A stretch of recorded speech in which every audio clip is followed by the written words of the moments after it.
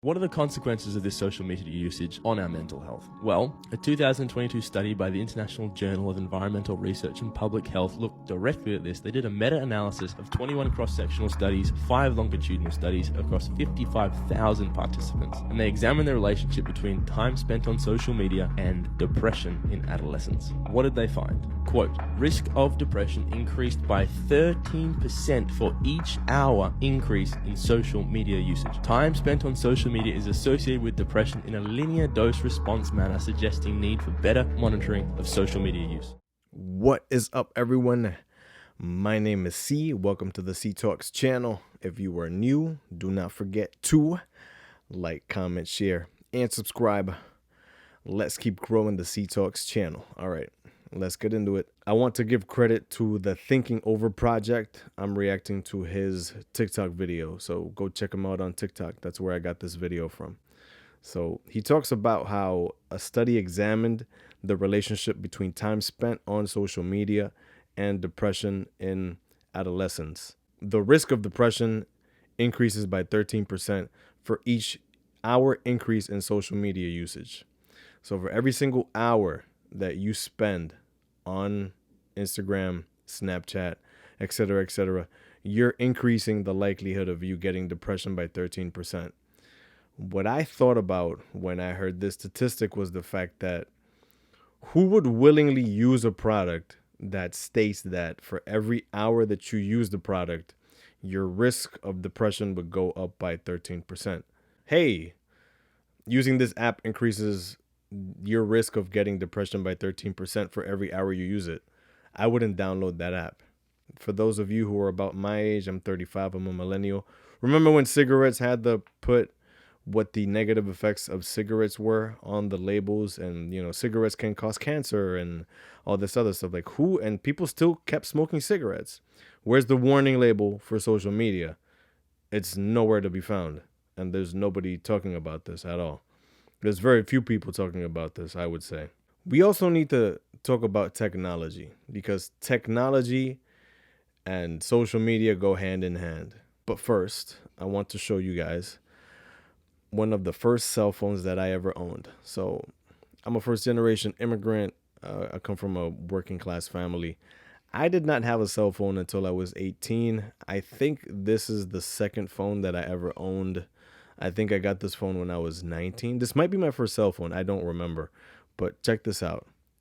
This is what a cell phone used to be. You literally couldn't use this thing for anything else other than calling people and texting people. Yeah, this thing had internet, but the pages loaded super slow, and I think it even used data to load the pages. So it wasn't even worth it to use the data. But this was my first cell phone, yo. Look at this thing. That's, I think, what a phone should be. Fast forward to now, a smartphone can do so many things. It's a camera. You can put notes in it. It's a voice recorder. You can watch videos on it. It's like a computer. I think we've gone way too far with what a cell phone should have been, and we're paying the price. I did not get a dumb phone, the one I showed you guys, until I was 18 in college. Back then, in 2006, people weren't just comparing themselves to other people, and we weren't just always looking at what the other person was doing through our phones. I remember what life was like when my life was just everything I could see and things that I could do and people that I could be around. Back in the early 2000s, you didn't know what other people were doing just by opening your phone and looking at a bunch of pictures that they put up online. You had to make an effort, have a conversation with somebody, and people had to tell you exactly what they were doing. It wasn't just, here's a picture, look at my life. Like, things were just way more different. Facebook came out early 2000s. MySpace came out early 2000s. There were, some advancements, but you couldn't just really just see pictures of what people were doing all the time. People couldn't upload videos of what they were doing right now for you to see. So there wasn't this constant comparison of my life compared to your life. There was no comparison. Back then there wasn't FOMO either, because fear of missing out. What were you missing out on? You couldn't compare your life to anybody else's. There was no FOMO. FOMO came the term as a result of all the social media. So fear of missing out was somebody put a picture up and you could see what they were doing. And you said to yourself, oh, that looked like a fun party. Maybe I should have been there. All of this stuff came about as a result of social media. The great Theodore Roosevelt said, comparison is the thief of joy.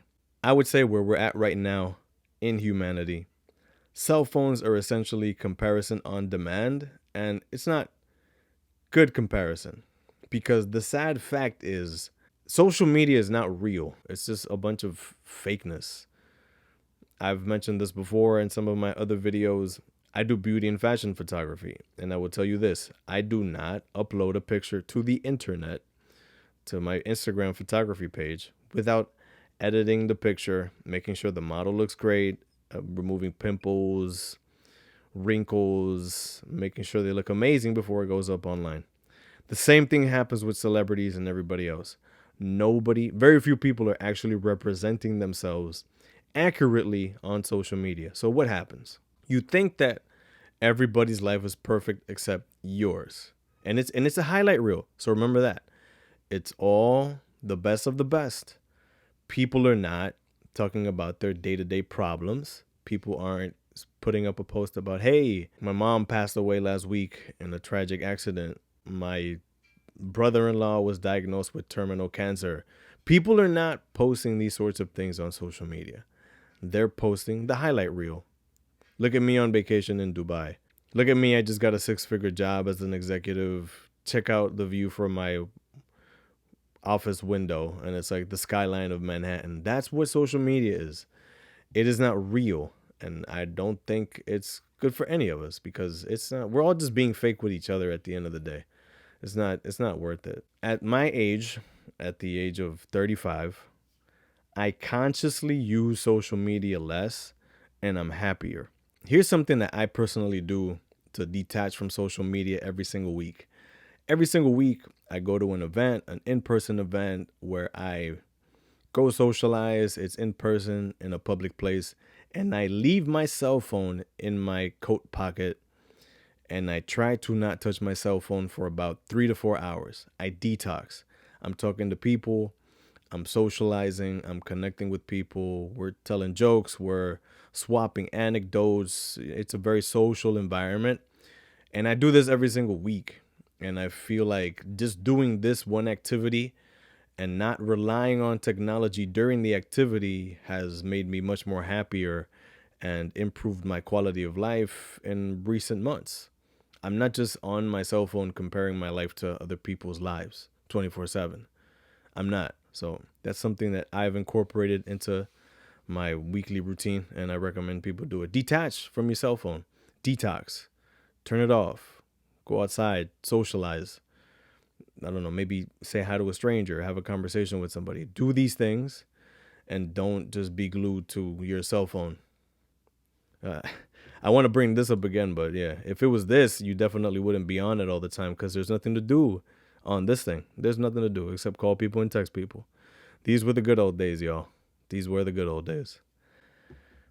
The other thing I would like to talk about is the fact that when you really think about it, the goal of the apps is for you to stay on the apps. Instagram wants you to stay on Instagram. They don't want you to just be off of Instagram. And they want you to stay on the apps and use the apps. That's how they're designed. They're designed to be addictive. You get a like. You get dopamine rushes. You wake up. You don't know if somebody sent you a message or not. You don't know who liked your pictures. It's very randomized, and I don't recall the science behind everything that's happening at this specific moment, but you know, it's designed to be addictive on purpose. It's designed to hook you in and keep you on it. I think social media is still fairly new, and it's kind of like a big experiment. And only time will tell just how harmful it will be. But I think the harmful effects are already being seen in society. As a millennial, I'm 36. I genuinely feel like I would have turned out differently had I grown up in this generation. I can't imagine what type of person I would be now had I grown up with the ability to compare my life to everyone else's life that I know and pretty much anyone on earth, famous people included. I don't know what that would have been like. I think it would have probably, if I'm being honest, it probably would have made me felt worse about my situation. I feel like I would have turned out maybe more insecure, maybe more self-conscious of just who I am, and maybe more shy and timid, and maybe I would have also felt more less than. Teens use social media a lot also. So the US Surgeon General found that 95% of teens 13 to 17 use social media. So they're all on it. Also, depression and anxiety rates and suicide rates are going up for teens as well.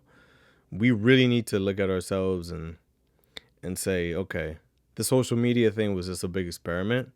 It's something we tried in humanity. It's not working. I think that we should ban social media for young adults up until I think even 16 to 18. There's no need for them to be on it. Those are my 2 cents. All right. This is C signing out. If you liked this video, you will also like this other video up on the screen. Check it out. I will be back with more videos soon.